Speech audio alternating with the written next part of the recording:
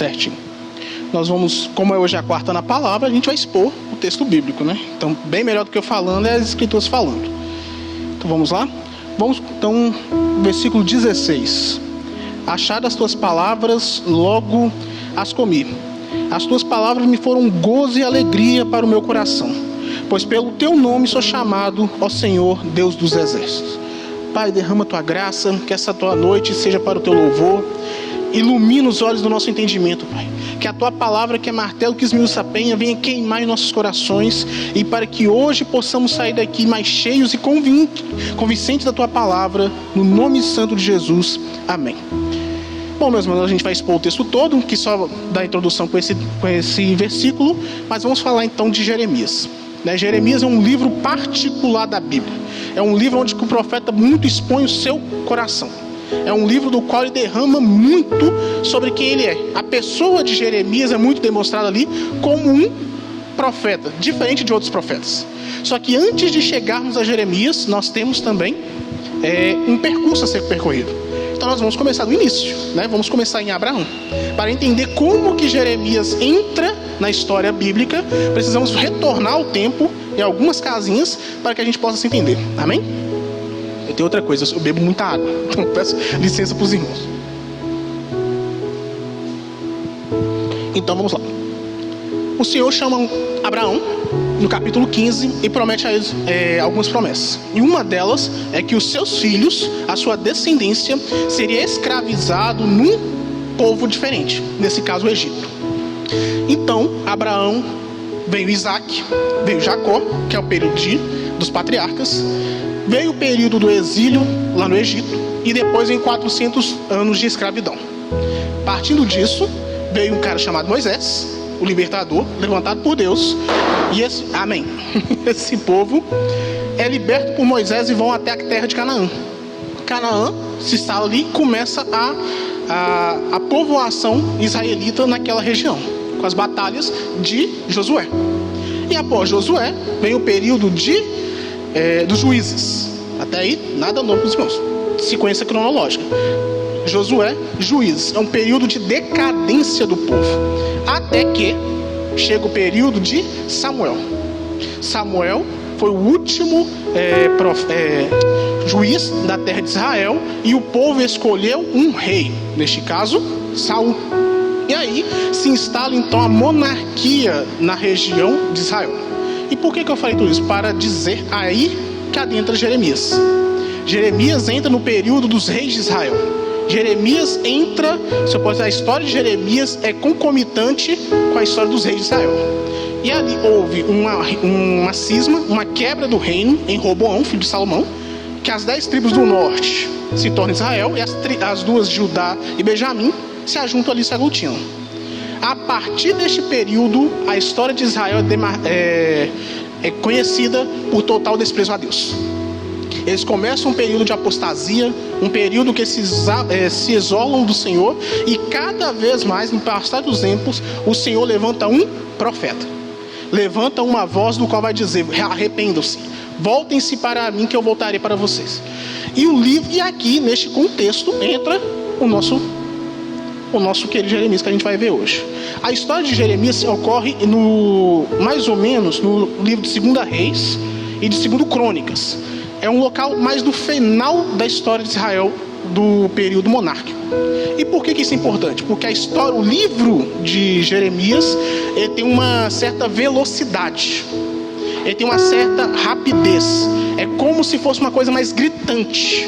É como se o Senhor chamasse a atenção do seu povo. Alguém que já viu gestante? Mulher grávida? Então já viu mulher grávida. No início, você já percebe o quê? Que é meio devagar, que é mais demorar, como se fosse a longo prazo, não tem uma certa rapidez. Mas quando vai chegando ali no próximo, ao 7º, ao 9º, ao 8º, ao 9º período, acontece de dar um certo desespero, dá uma certa celeridade, dá uma agonia maior, está quase chegando, mas está ali. E assim acontece também com a história de Jeremias. A mensagem de Jeremias sofre por umas mudanças.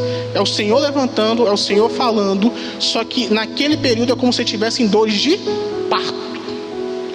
Por quê? Porque o Senhor fala: arrependei-vos que eu vou levantar os caldeus. arrependei-vos porque vai chegar o exílio. O povo começa a achar que a profecia era para longo prazo. Não está perto, não está ali, não está evidente.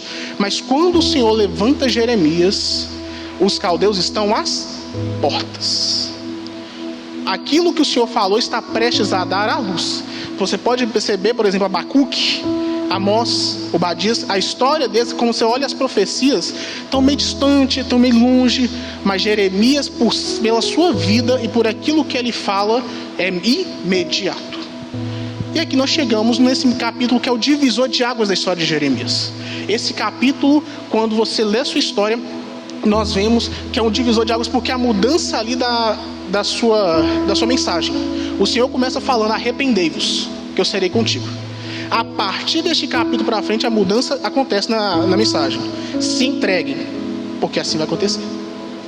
Então vamos analisar então tudo disso.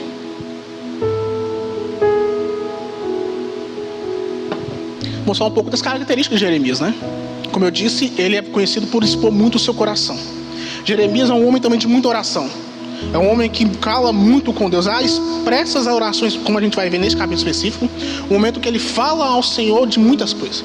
Mesmo sendo um pouco melancólico, mesmo sendo um pouco, como eu posso dizer, um homem que expõe demais a sua vida, um homem que é muito aberto, né? Como se fosse não tem uma muralha, não tem uma segurança na sua fé. Ele é um homem que é certeiro no Senhor, que é firme no Senhor. Então nós vamos começar então no versículo 15. No capítulo 15, parte do versículo 1, que este capítulo, ele se demonstra em 3 períodos principais: a profecia do Senhor para o povo de Israel, o momento que Jeremias interrompe a profecia e expõe seu coração, e a resposta de Deus para Jeremias. Então nós vamos ver cada uma delas, bem? Versículo 1: Disse-me, porém, o Senhor: ainda que Moisés e Samuel se pusessem diante de mim, meu coração não se inclinaria para este povo. Lança-os diante de mim e saiam. Quando te perguntarem para onde iremos, direis: assim diz o Senhor: o que é para a morte, é para a morte; o que é para a espada, o que é para a fome, o que é para o cativeiro, porque eu os punirei com 4 sortes de castigo, diz o Senhor: com espada para matar, para cães para os arrastarem, e com as aves dos céus e as feras do campo para os devorarem e destruírem. Entregá-lo-eis para que sejam um espetáculo horrendo para todos os reinos da terra, por causa de Manassés, filho de Ezequias, rei de Judá, por tudo quanto fez em Jerusalém. Bom, a primeira coisa o Senhor fala que vai destruir, vai vir o exílio por um motivo. Pela insistência na vida errada, pela insistência no pecado, pela dura serviço do seu povo de Israel. E ele é simbolizado por Manassés. Manassés foi o pior rei da história de Israel. Se tem coisa mais horrorosa personificada, é Manassés. Manassés, por você ter uma ideia, ele sacrificou seu filho a Moloque. Ele botou fogo no próprio filho, literalmente. Então o Senhor, olhando aquilo por ser um Senhor justo, por ser um Deus que não passa por um pecado, ele fala: eu não posso deixar em impunidade, eu não posso deixar a situação correr solta como é. Nós somos homens, né, carnais, e nós vemos assim, quando a gente olha um acontecimento no jornal e fala: não foi justo, nós temos essa indignação. Quanto mais o Senhor. O Senhor é puro de olhos. Abacuque fala que ele é puro de olhos, não pode contemplar a iniquidade. Então o Senhor fala, por causa de Manassés, e porque Manassés representa que quando o líder está tão depravado, é porque toda a nação já está arrastando. Quando o Senhor fala de referência, é porque a todos ele é copiado. Então ele para e fala: Manassés pecou, ele fez o que é mais de horrível na história de Israel, e por causa disso eu não posso deixar impune. E ele segue então falando, pois no versículo 5: pois quem se compadecerá de ti, ó Jerusalém? Ou quem se entristecerá por ti? Ou quem se desviará a perguntar pelo teu bem-estar? Tu me rejeitastes, diz o Senhor, voltaste para trás. Por isso levantarei a mão contra ti e te destruirei. Estou cansado de ter compaixão. Cirandei-os com a pá nas portas da terra. desfilhei e destruí o meu povo, mas não deixaram os seus caminhos. As suas viúvas se multiplicaram mais do que as areias dos mares. Eu trouxe ao meio-dia um destruidor sobre a mãe dos jovens. Fiz cair de repente sobre ela angústia e pavor. Aquele que tinha 7 filhos desmatou como expirar a alma. Pôs-se o sol quando ainda era meio-dia. Ela ficou envergonhada e confundida, e os que ficaram dela, eu os entreguei à espada diante dos seus inimigos, diz o Senhor dos Exércitos. É tão evidente, o Senhor explica a Jeremias o motivo dele estar agindo daquele jeito. Mas o que mais chama a atenção é que mesmo diante dos olhos do povo, o povo não para e fala: temos que voltar ao Senhor. O povo, vendo a situação ali se fazer, ele não para, fala: Senhor, o que nós estamos fazendo de errado? A Bíblia fala que eles foram invadidos ao meio-dia. Isso é terrível, porque o meio-dia é o maior sol que tem, é o maior calor. Então foi uma coisa abrupta, uma coisa que foi vista, foi uma coisa que foi reconhecida por todos.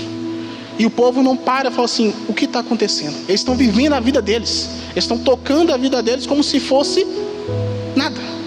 E o Senhor falando: arrependam-se, voltem-se. E neste momento o Senhor fala a última profecia: os caldeus virão. Os caldeus não tem mais gesto para Israel. Os caldeus virão. Agora se entreguem. E neste período dessa profecia, Jeremias olha atarrecido, ele para o Senhor. Ele faz uma oração, Senhor, que é a partir do versículo 10. E eu fui procurar algo que olhasse sobre isso. Por que Jeremias parou o Senhor no meio de uma profecia? É como se tivesse um professor falando e o menino levantasse a mão aqui: professor, por que ele parou naquele momento? Jeremias então volta ao Senhor e diz as seguintes palavras: ai de mim, minha mãe, pois me deste à luz homem de rixa e homem de contendas para toda a terra. Nunca lhe emprestei com usura, nem lhe emprestaram a mim com usura. Todavia cada um deles me amaldiçoa. Disse o Senhor: na verdade eu te fortalecerei para o bem e farei o inimigo te dirija súplicas no tempo da calamidade e no tempo da aflição. Jeremias começa a falar do encargo do seu chamado. Jeremias para o Senhor, mediante a tantas proclamações dele nos outros capítulos, ele fala: Senhor, o chamado está pesado. Eu falo as tuas palavras, o povo não me ouve. Eu falo as tuas palavras, o povo me joga na cisterna. O povo deixou a fonte das águas vivas para ir às cisternas rotas. E ele sempre vem e fala: eu estou cansado. Meus irmãos, o chamado do Senhor é glorioso. Ser chamado pelo nome do Senhor, como disse Jeremias, é glorioso. Só que tem seus percalços, tem seus vales, tem seus desertos. E ele começa a expor o Senhor. Ele para tudo o que ele estava ouvindo e fala: Senhor, não estou dando conta. Se eu levar essa profecia adiante, o povo poderá acabar comigo. Então eu fui dar uma olhada, fui procurar a respeito de um homem de oração que eu gosto muito, chamado John Bunyan. Não sei, com certeza o reverendo já deve ter feito alguma indicação sobre isso. Ele fala o seguinte: a oração, na definição de John Bunyan para isso: a oração é derramar de modo sincero, consciente e afetuoso o coração ou a alma para Deus, por meio de Cristo, no poder e ajuda do Espírito Santo, buscando as coisas que Deus prometeu, o que estão em conformidade com a sua palavra, para o bem da igreja, com fiel submissão à sua vontade. Ao ver o Jeremias, ele fala: Senhor, eu vou derramar minha vida para o Senhor de novo.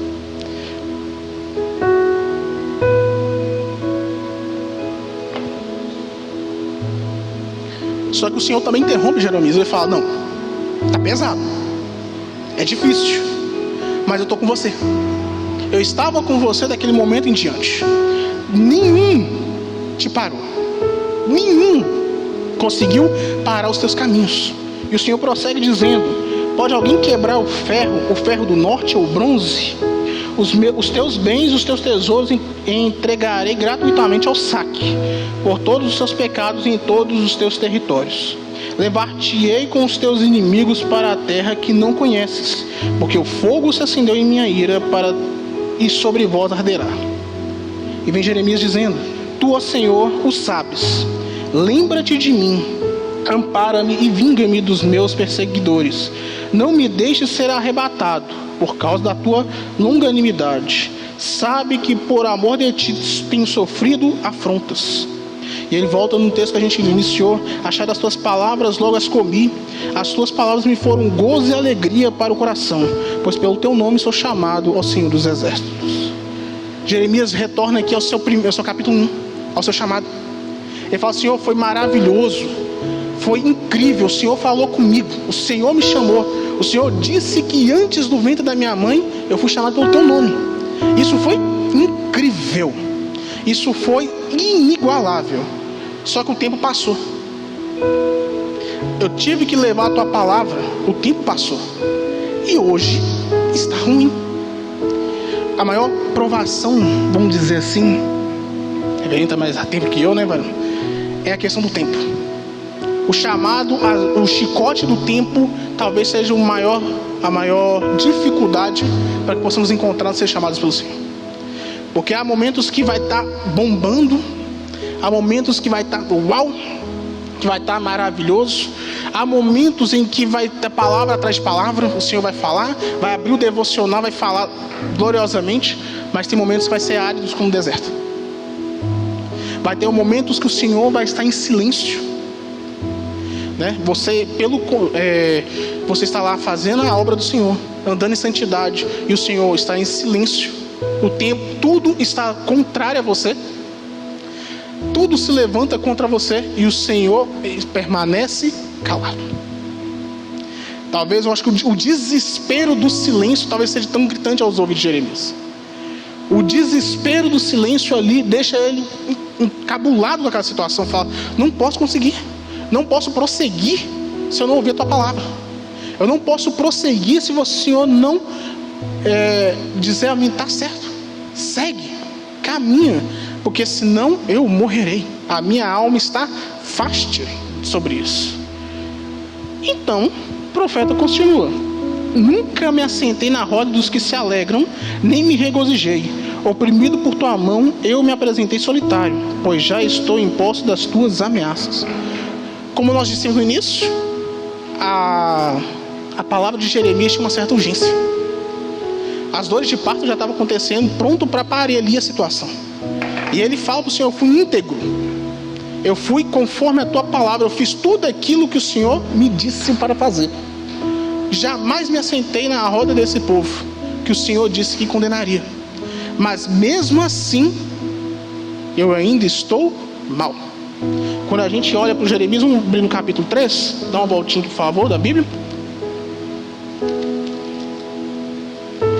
No capítulo 5, Jeremias fala sobre os pecados de Judá, e ele vai lá e apanha.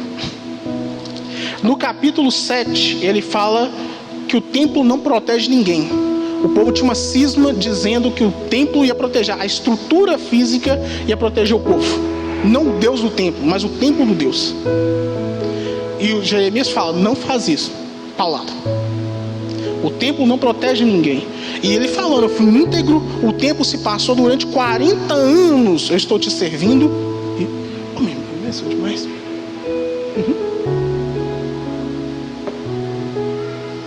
Aqui, obrigado.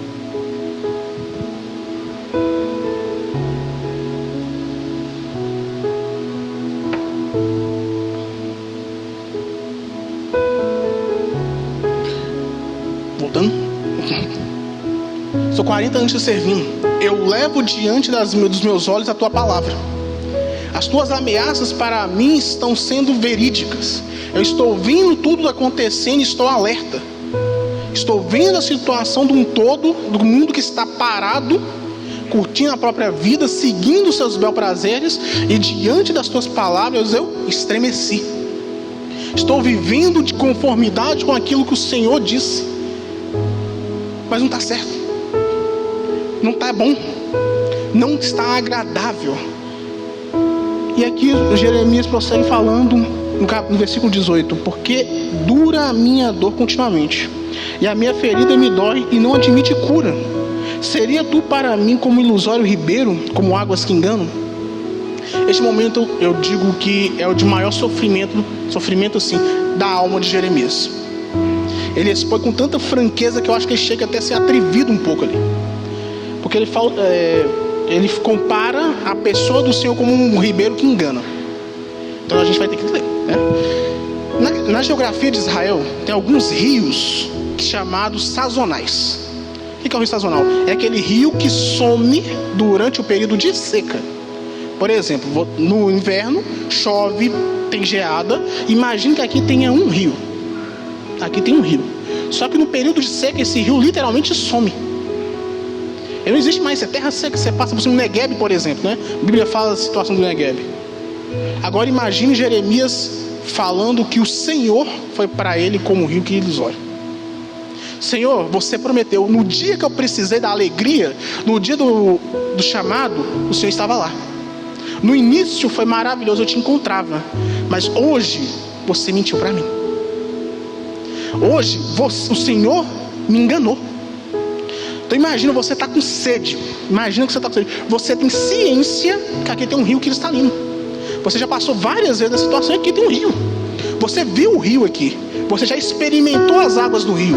Mas chega no momento que você necessita, o rio está seco. E Jeremias aponta para o Senhor essa situação. O Senhor foi para mim rios de águas vivas. O Senhor foi para mim riacho que eu sempre tive para beber. Mas o Senhor, neste momento, está sendo ilusório. A seguir ao Senhor está sendo frustrante na minha alma. Seguir ao Senhor está sendo um vilipêndio à minha alma. Então para tudo. Imagine você agora. Nessa tão franqueza. Nessa franqueza que Jeremias leva aos pés do Senhor. É por isso que ele é conhecido como um profeta chorão. Mas um profeta também que rasga o coração diante de Deus. A oração não tem nada a ver com eloquência. Deus não chama a gente eloquente para orar, porque na oração não tem como você ser eloquente. Pelo menos nunca fui. Sempre fui com o coração rasgado. Muitas vezes, né, com o coração rasgado. Então não tem como ser eloquente. Mas também admitir a situação muitas vezes dói mais, mas é libertador. Às vezes colocar diante do Senhor o problema que às vezes nós imaginamos que tenhamos é libertador. Porque aos pés do Senhor vai ter cura. Aos pés do Senhor vai ter jeito. Não tem jeito, vai ter. Deus vai dar um jeito. Como? Não faça a mínima ideia. Não faça. O Senhor é soberano. Isso é suficiente. Como Ele vai fazer, deixou de fazer, não tem problema. Mas o caminho de se levar ao Senhor é importantíssimo. Muitas vezes a gente tem uma mania, né? Eu tinha muito essa mania de levar para quem não resolve, né? Chegou recentemente de um trabalho no posto de saúde. Chegou um colaborador lá reclamando da situação dele, do setor que ele estava. Aí eu olhei assim, né, porque a pessoa acha que a gente está fazendo direito, acha que a gente vai se intrometer no local de trabalho, né? Fazendo isso. Aí eu parei, eu olhei assim para ele e falei, né? Falei, fulano, tá, eu te ouvi, só que eu não resolvo a sua situação. Eu não tenho autonomia nem poder para fazer isso. Quem vai resolver a tua situação é o gerente, a gerente. E é isso que a gente tem que fazer. Levar para quem resolve. Deixar de picuinha, né? Vai disso e me diz. Falei, não, vai com quem resolve. Ela tem poder, ela tem autoridade, ela manda e desmanda esse negócio da escala. Jeremias fez a mesma coisa. Por mais que ele estava sofrendo com o coração tão contrito, tão dolorido, sangrando, ele colocou aos pés do Senhor. Um outro homem mais atual que eu posso citar pra gente aqui é um homem chamado Charles Haddon Spurgeon, né? Quem conhece e gosta de Spurgeon, ele foi um homem que foi muito chicoteado pelas circunstâncias da vida. As circunstâncias da vida deixaram ele com inúmeros problemas, saúde, de emocionais. A sua esposa, a Susana, né? Spurgeon, muitas vezes levava ele carregado até o púlpito para pregar. Mas ele sempre levava os seus problemas aos pés do Senhor. Ele sempre colocava a oração como sua prioridade. Ele sempre colocava a oração nos seus momentos devocionais como prioridade, porque ele sabia que o Senhor resolvia. Lembro, né, lendo a biografia dele, teve uma vez que ele estava sofrendo, ele tinha problemas com gota. Quem já teve sabe que dói demais. E um dia que ele estava abatido, a melancolia que atacou e a gota dele também atacou. E a oração dele falou: Senhor, o Senhor disse que você é pai. Eu sou teu filho. Age como pai. Está doendo. Dizem que no dia seguinte ele já estava ótimo pregando novamente. Por quê? Porque o Senhor resolve. Levando isso, E Jeremias, por mais que ele estava com a situação horrorosa, ele fala para ele: Senhor, as palavras de Jó, né? Ele repete as palavras de Jó: você foi para mim como um ilusório ribeiro. Temos que resolver isso. Eu não consigo ir ciente que o Senhor não está comigo. Eu não consigo ir se a tua presença não for comigo. Eu não posso seguir numa questão de sensação, é uma questão de convicção. Quem é convicto é diferente, é diferenciado. E ele fala: Senhor, se for para seguir assim, não dá. Não dá. Rasgou o coração. E a resposta do Senhor foi magnífica. A resposta de restauração do Senhor foi magnífica. Primeiro porque o Senhor parou a sua profecia para ouvir o pecador. O Senhor, o Deus do universo, parou para ouvir o homem do qual ele estava falando. Jeremias interrompeu as palavras de Deus e o Senhor ouviu. O Senhor, no meio daquele momento, parou para ouvir os seus questionamentos. E a resposta foi magnífica. Seguindo o texto aí.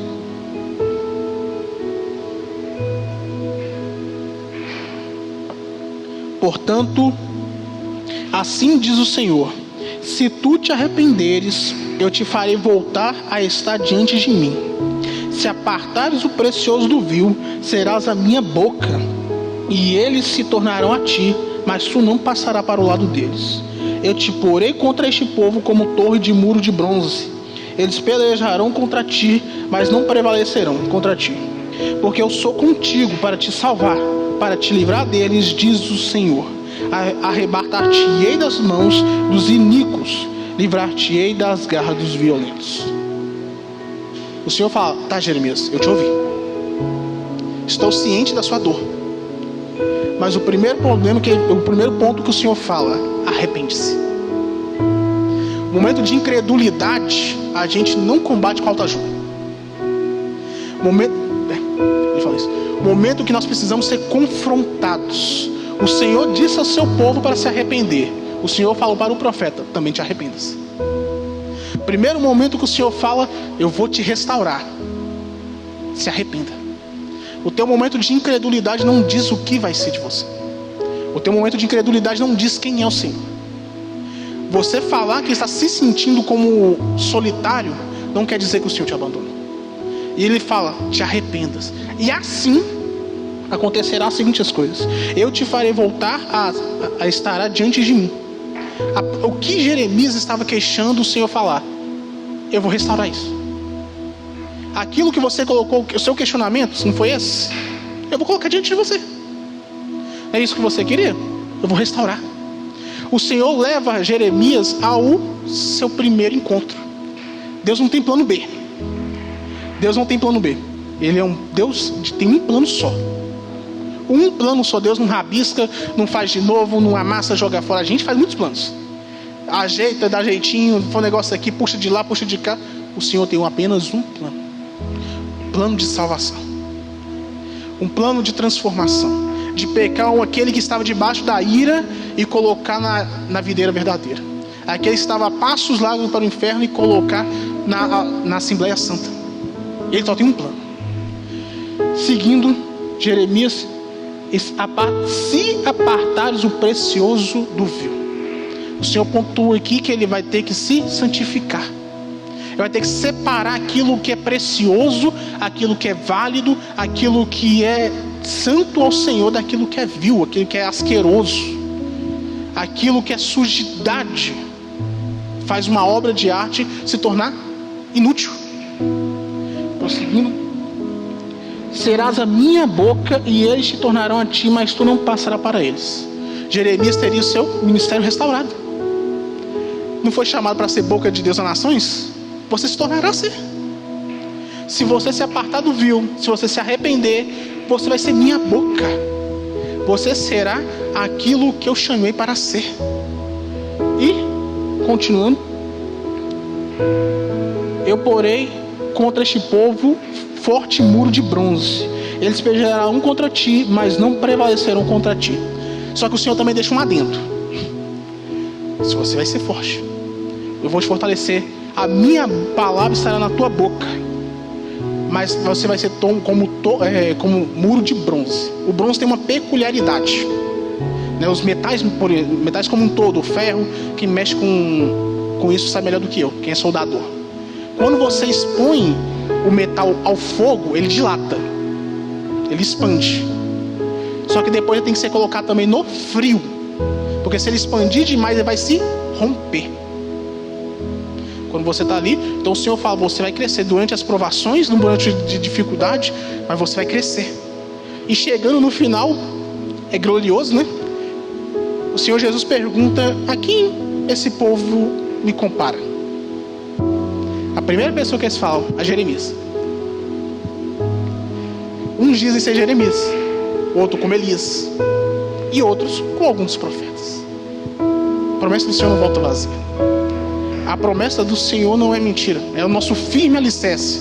É a nossa âncora que vai além do véu. E como foi a vida de Jeremias aqui? Foi maravilhosa? Não. A vida de Jeremias continuou sendo ainda mais ferrenha. Vamos seguindo aqui. Nós vimos no capítulo 15, mas seguindo no capítulo 18, o Senhor fala do vaso. Que o povo de Israel seria como vaso, deu a profecia.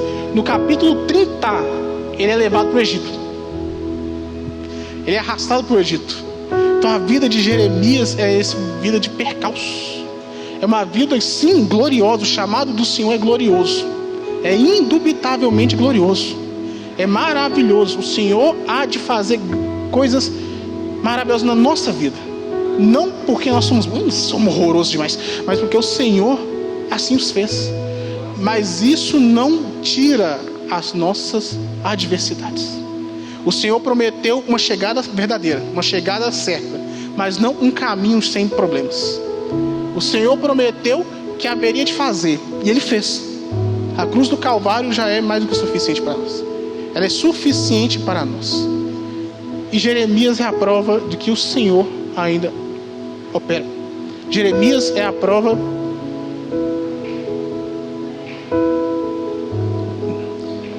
Bebeu uma água. O profeta Jeremias é a prova de que o Senhor ainda habita e fala pelo seu povo. O profeta Jeremias é a prova de que se tiver um ao lado do Senhor, ele ainda será a maioria. Ele é a prova cabal de que todos podem se perder pela sua rebeldia, mas o Senhor ainda tem seu remanescente. O Senhor ainda tem o seu fiel. O Senhor ainda tem aquele que é fiel a Ele.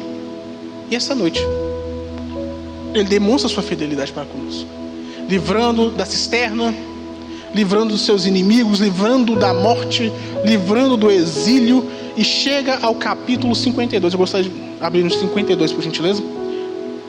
Nós falamos que esse capítulo foi um capítulo de mudança, né? Foi um capítulo de mudança na vida de Jeremias.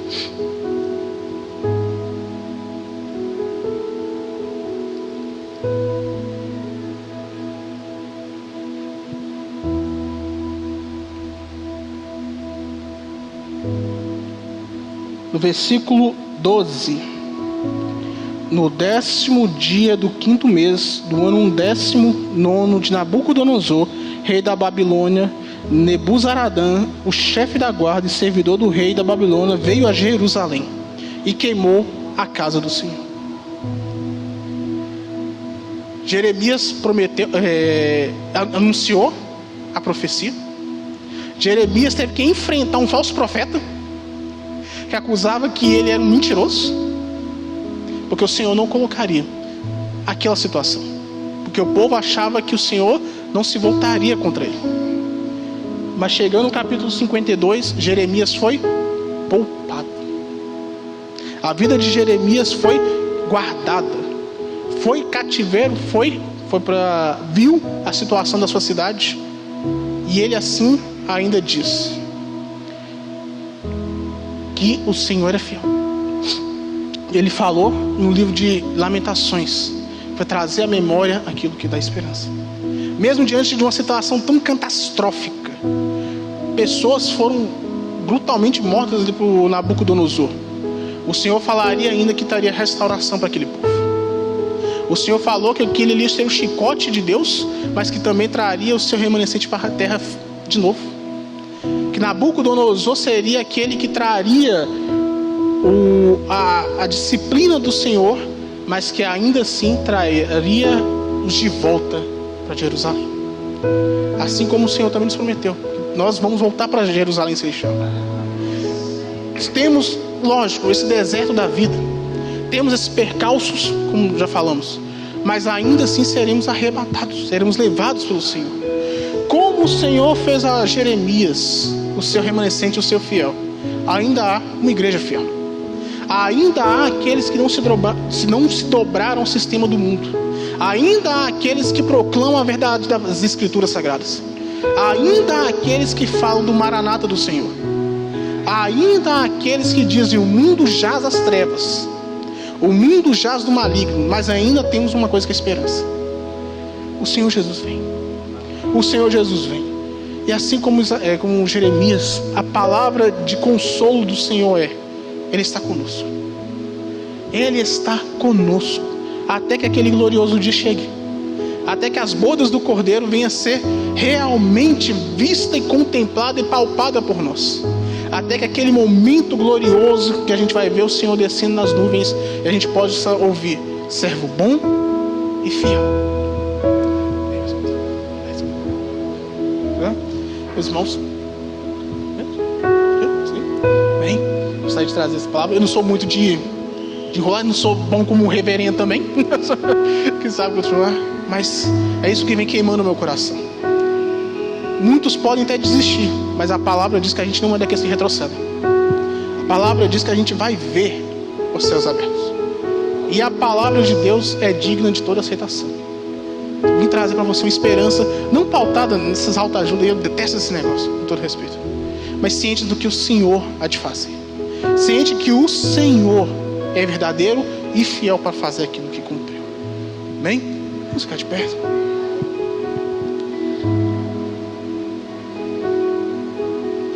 Senhor, nós te louvamos. Senhor, nós te agradecemos porque a tua palavra foi vida, a tua palavra é virtude. A achar das tuas palavras a gente comeu e foi gozo, foi alegria. Senhor, o cansaço chega, o cansaço físico, o cansaço emocional, as intempéries chegam. O Senhor falou que chegaria, Senhor, mas o Senhor falou que eis que estou convosco até o fim dos tempos. Pai, consolida a palavra no nosso coração, que essa palavra venha ser viva e eficaz no coração dos nossos irmãos, ó Pai. Pai, foi uma palavra singela, uma palavra simples, de poucas palavras, mas que o Senhor venha fazer frutificar a semente que foi lançada aqui, Senhor. Derrama graça a essa comunidade, derrama favor, derrama virtude dos céus, ó Pai, e que o teu nome seja glorificado na vida de cada um dos meus irmãos aqui. Que nós viemos para louvar-te e gozar do Senhor eternamente, e que nós possamos experimentar ainda aqui aquilo que é divino glorioso dia, no nome santo de Jesus.